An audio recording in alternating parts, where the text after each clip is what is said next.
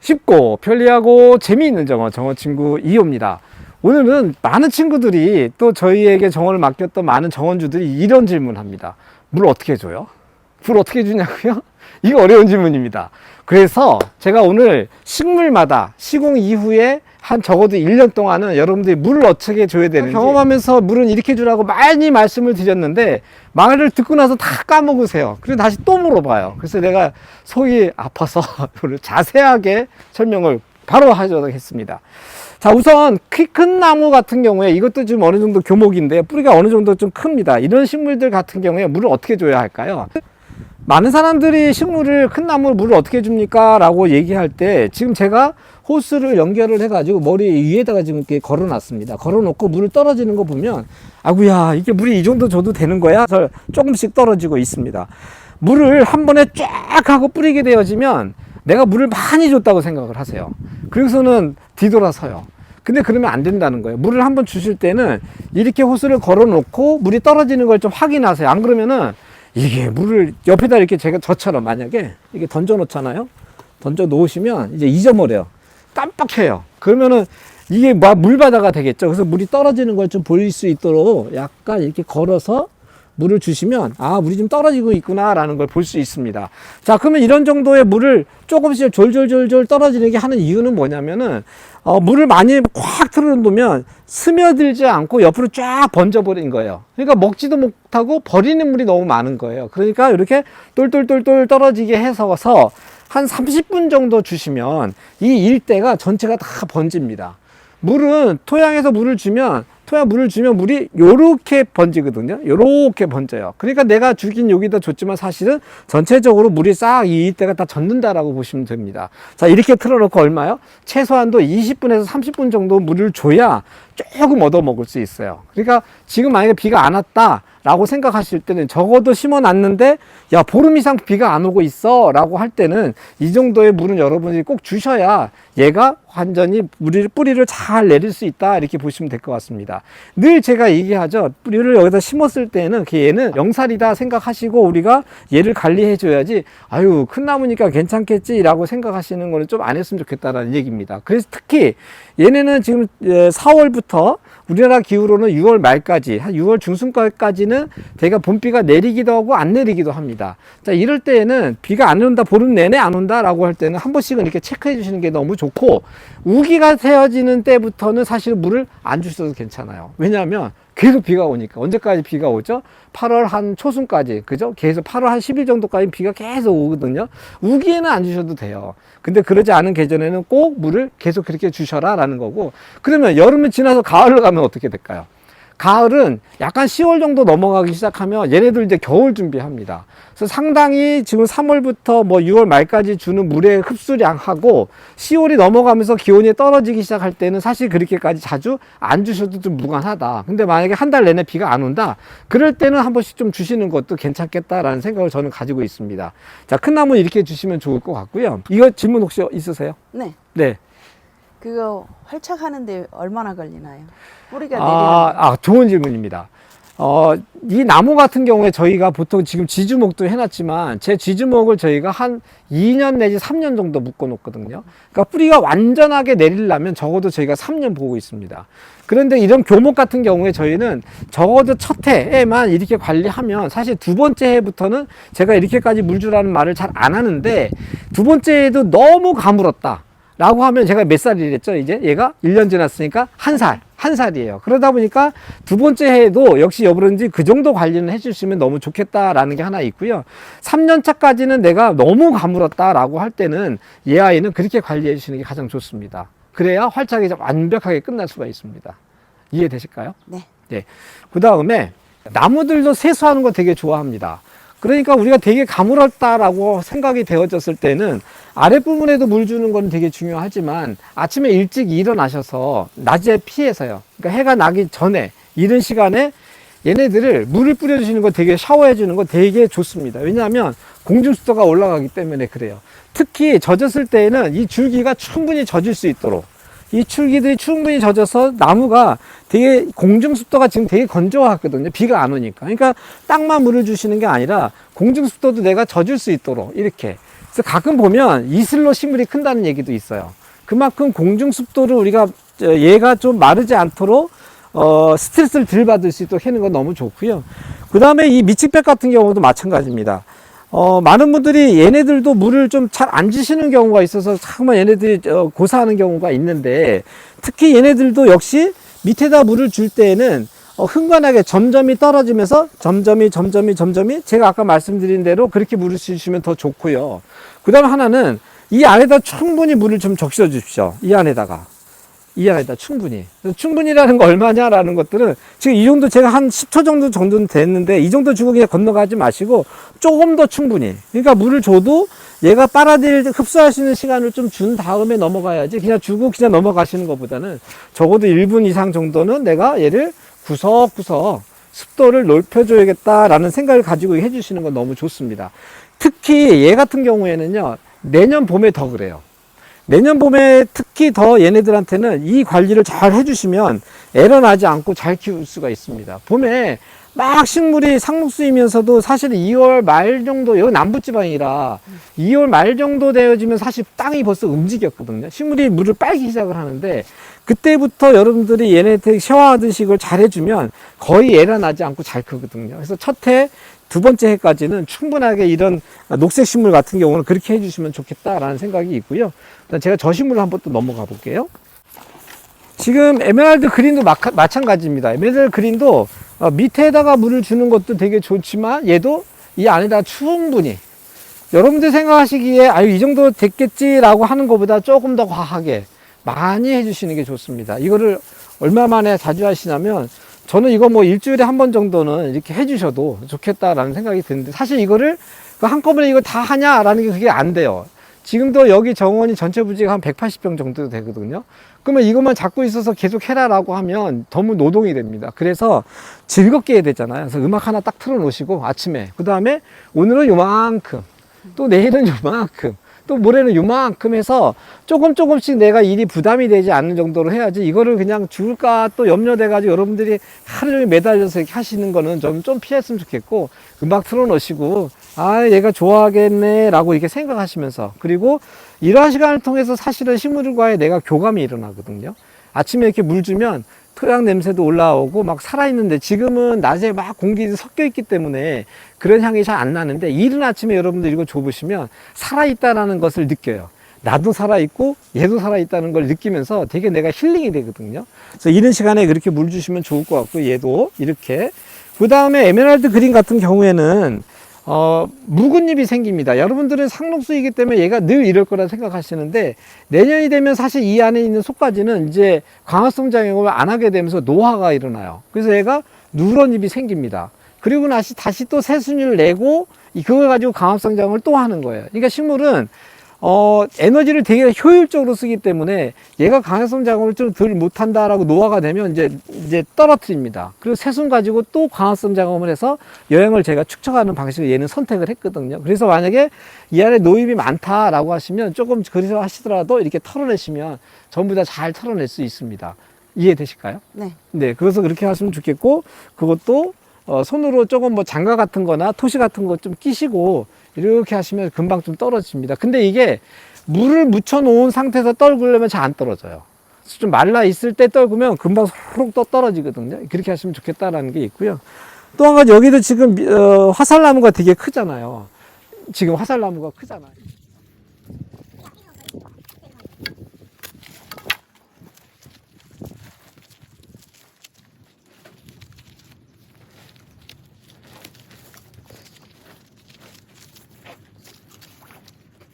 여기가 흙이가 애매모호 쉽지 자리가 안 않을 나오죠. 거예요. 자리가 안 나오죠.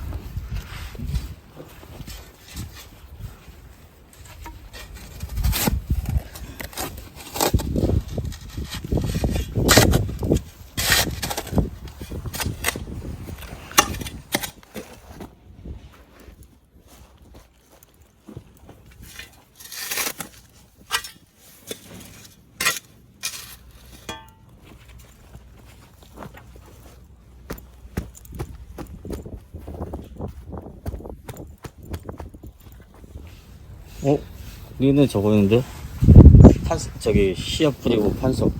아 진짜요? 어. 저 이것도 나올 수 있다고. 되게 단단하게 매시네, 그치? 단단하게. 그 다음에 여기 홈이 있기 때문에 더 되는 건데, 여기 부분에. 여기 홈이 있어가지고, 걸리는 거지. 이게 어렵더라고, 생각보다. 여러 번 해보면 그 다음은 되긴 되는데, 그렇지, 되게 어렵더라고. 무서워.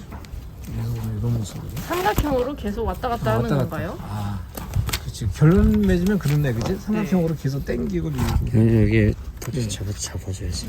여기 잡아, 여기서 요거 잡아줘. 그래서 이렇게 또 여기 올리고. 여기서도 또 올리고, 잠시만요. 자, 여기서 또 올리고, 이렇게. 이게 거의 홈쇼핑 정도 방송 여기서 같다. 또 내리고. 또 다시 내리고, 내려서 또 이쪽에서 올리고요. 또 올리고, 내리고. 올리고, 이쪽에서 올리고. 야, 오늘 되게 좋은 정보 많이 나간다. 이 현장에서는 작은 이야기인데 실제 일반인들한테는 이게 영상으로 공개가 다 안 돼 있어가지고 이렇게 이런 거는 동네 원예점이나 저기 조경자재라고 치셔서 그런 데서 사셔도 됩니다. 조경자재 집이 잘 없더라고. 큰 하원에 좀 가시면 되시면 마무리를 갖다가 이 뒤쪽에서 하시는데 뒤쪽에서 네, 앞에서 하면은 네. 보이니까 네. 이런 디테일. 그래서 우리 현장이 이런 디테일 하나하나 안 놓치려고 하니까 정성이 모여서 뒤에서요? 완성도가 있는 거예요. 그 뒤에서 제가 뒤로 한번 가볼게요. 카메라를. 내주시면 마무리 여기서 세게 이것도. 좀 전에 그러니까 이게 저 땅 기둥을 땅에 파는 것부터 해서 요 삼각형을 만드는 것도 되게 중요하시고 예. 수목 보호하는 예, 것도 중요해요. 여기 간격이 맞아야지. 간격이 맞아요. 예. 네. 자, 마무리 그러면 이제 끄떡 없는 그리고 나서 거죠? 이제 네. 여기 좀 빡빡 밟아주고 세 군데다. 세 군데다 좀 밟은 자국이 있네. 그러면 이제 삼각형 구조기 때문에 바람이 태풍이 와도 제가 한번 흔들어 보겠습니다. 네. 오. 와 뽑히질 않아요. 뽑히지 않아요? 아, 뽑힐 것 같은데. 이렇게 해서 살살 흔들어줘서. 마무리가 되는 겁니다. 네, 고맙습니다. 얘도 마찬가지입니다. 얘도 가능하시면 밑에도 아까 제가 말씀드린 것 형태로 주긴 주시는데 얘 위에도 충분히 젖을 수 있도록요. 이 위에가 지금 한참 이제 새순이 막 올라오고 이럴 때이거든요. 그래서 얘도 역시나 여러분들이 물을 주실 때는 이 안에 수피가 다 충분히 젖을 수 있도록 샤워를 자주 해주시면 좋겠다. 그래서 열흘에 한 번 정도는 내가 아니면 아침에 잠깐 일어났을 때 샤워 정도 하시는 거는 그렇게 어려운 일 아니니까 이건 자주 세수해 준다라는 마음으로 하셔도 큰 부담이 없습니다. 그래서 아침에 이렇게 운동하듯이 이렇게 한 정도는 뭐 즐겁게 할 수 있지 않을까요? 아침에 일어나셔서. 자, 세 번째로 제가 잔디에 물을 한번 좀 줘보도록 해보겠습니다. 잔디는 지금 좀 전에 저희가 잔디를 까는 작업을 한번 보여드렸는데 제가 잠깐만 뒤쳐 볼게요. 잔디는 사실은 지금 보시면 흙이 있는 부분이 이렇게 얇아요. 보세요 한번. 이 정도로 얇습니다. 이게 얇죠. 그리고 땅이랑 얘가 붙어 있는 상태가 아닌 거예요. 그러니까 이 정도의 흙은 되게 금방 말라요. 얘가 금방 마르다 보니까 첫 해에 시공을 내가 지금 막 했다라고 하면 거의 뭐 한 이틀의 간격에 한 번씩은 여러분들이 나오셔서 물을 제가 지금 제가 주는 정도의 양으로 지금 보시면 이렇게 골고루 지금도 이것도 조금 빠르거든요. 이것도 골고루 좀 아니면은 이런 정도로 내가 속도를 돌았다 그러면 전체를 이거 한 두세 바퀴 도는 거예요. 이렇게 해서 한 바퀴 다 돌았잖아요. 그 다시 또 원점으로 와요. 그래서 왜 그러냐면 이게 한 군데서 계속 있으면 되게 지루해요. 인간의 이 생각이 빨리 하고 저까지 가고 싶은 마음이 되게 목표 달성형에 있습니다. 우리가 그러다 보니까 한 군데서 계속 쭉 하면 되게 지루해. 그래서 그냥 한 바퀴 돌고 전체 돌고 또 와서 한 바퀴 돌고 또 와서 전체 또 한 바퀴 돌고 그렇게 하시면 한 3번 정도 돌아야 얘가 물을 좀 충분히 먹을 수 있습니다. 그러면 이거를 여러분들이 요것도 이게 공중의 뭐 습도나 지역이나 뭐 이 토양의 상태나 여러 가지 좀 다른데 적어도 내가 일주일에 한 번 정도는 이렇게 하겠다. 아니면 열흘에 한 번쯤 내가 이렇게 줘야겠다라는 상태를 계산하시면 좋을 것 같고요. 잔디가 마르면 지금 여기서는 제가 아까 물을 줘서 안 보이는데 잔디 잎이 지금 제가 하나만 이렇게 따볼게요. 지금은 잔디가 잎이 이렇게 다 펴져 있습니다. 잠깐 볼게요. 자, 이렇게 한번 당겨 보실래요? 얘를 당겨져요? 안 당겨져요? 보여요? 지금 이렇게 양피가 펴져 있어요. 근데 이게 만약에 마르면 어떻게 되냐면 이게 돌돌돌돌돌 말려가지고 돌돌돌돌 맞아가지고 바늘처럼 삐죽한 상태가 돼버려요. 그러면 그건 지금 물이 없다는 얘기인 거예요. 그러니까 잔디가 파라긴 파란데 뭔가 이렇게 삐죽한 상태로 돼 있다는 얘기는 물이 없는 상태니까 아이고야 물을 줘야겠구나 라는 생각을 좀 가지시면 좋겠습니다. 그래도 파래요. 그러니까 일반인들이 보시고 물이 있겠지라고 생각하시는 거하고는 좀 다를 수 있다. 그래서 아침에 일어나시면 얘도 그런 마음으로 여러분들 물 주시면 될 것 같다는 생각이 되어집니다. 그래서 오늘 총 3가지 정도 말씀을 드렸어요. 교목에 물을 주는 방법, 그 다음에 관목 같은 경우에 밑측백이나 상록수에 물을 줄 때 그 안에까지 충분히 적셔줘야 된다는 거. 관목 같은 경우에 저렇게 수피가 아까 화살나무 같은 그런 아이들은 얘네들 전체 가지고 마찬가지입니다. 전체적으로 얘네들도 이렇게 전체적으로 샤워를 해주는 거는 식물이 커나가는 데 도움이 많이 되니까, 대신 주의할 것은 이제 햇빛이 여름에 막 이제 뜨거워지는데 햇빛이 막 뜨거우려고 할 때 주시는 건 별로 추천하지 않습니다. 이른 아침에 해가 뜨기 전에 하시는 거 좋고요.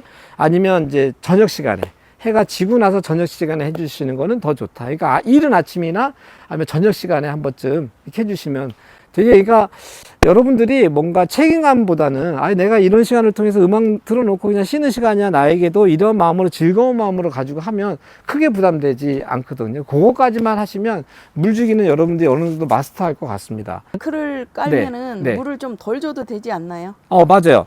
지금 바크도 저희가 깔았는데 바크를 까는 이유는 첫 번째는 말씀하시는 것처럼 토양이 우리가 되게 건조하지 않기 위해서, 그죠? 이거 해놓으면 토양이 못 날아가거든요. 첫 번째가 있고, 두 번째는 이 밑에 토양 생물에게 좋은 환경을 만들어 주겠다는 거예요. 그러니까 바크가 없을 때는 맨땅이다 보니까 토양 생물이 여기서 살아갈 수 있는 조건이 안 되는 겁니다. 그래서 이거를 덮어 놓으니까 밑에 토양 생물이 되게 많아질 수 있는 조건을 만들어 주다 보니까 토양 생물과 얘네들은 같이 살아나가고 있거든요. 그래서 아까도 말씀드렸듯이 얘네들을 잘 가꾼다는 얘기는 여기에 있는 토양 생물들을 내가 어떻게 잘 돌봐줘야 할까라는 생각을 가지는 측면에서, 그래서 오늘 제가 외태비도 많이 이렇게 뿌려놨었잖아요. 그게 퇴비이기도 하지만 사실 미생물이거든요. 그래서 여기 유기물을 제가 되게 많이 뿌려줘서 미생물이 되게 지금 많이 들어올 수 있는 작용을 했다, 이렇게 이해하시면 좋을 것 같습니다. 그리고 병충해에 대한 얘기도 잠깐 질문을 하셨는데, 요거는 친구들이 조금 생각이 좀 다를 수는 있어요. 근데 일반적으로 식물들이 병충해가 끼면 우리가 농약으로 살포해서 어떤 증상을 제거하는 것도 농업에서 했던 방식이니까 이것도 틀린 얘기는 아니에요. 그동안 우리가 많이 해왔고, 자, 그런 방식이 하나 있는데, 한 가지 방식은 더는 농약을 줬을 때 여기에 있는 곤충을 제거하는 것도 되게 좋지만, 얘네들이 이 바닥에 떨어졌을 때 토양에 있는 생물들에게도 뭔가는 영향을 입힐 거다. 그러니까 그러다 보니까 곤충은 눈에 보이는데 눈에 안 보이는 토양 생물은 어떨까요? 더 예민할 거거든요. 그러다 보니까 토양에 있는 생물도 우리가 보호해주는 차원에서 농약이라고 하는 것들을 좀 덜 썼으면 좋겠다라는 거고, 이온의 지배 같은 경우는 사실은 친환경 약재도 맨 처음에 만들어 놨었거든요.